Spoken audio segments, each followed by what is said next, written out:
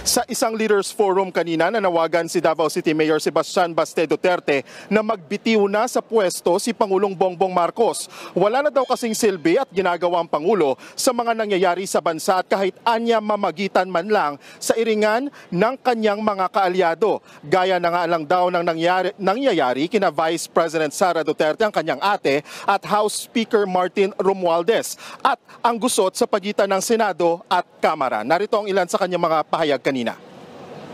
Mr. President, kung wala kay gugma o wala kay aspirations sa imuhang nasod, resign.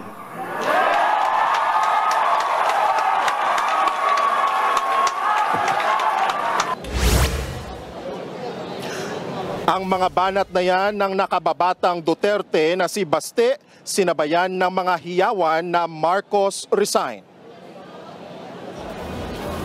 You are lazy and you lack compassion.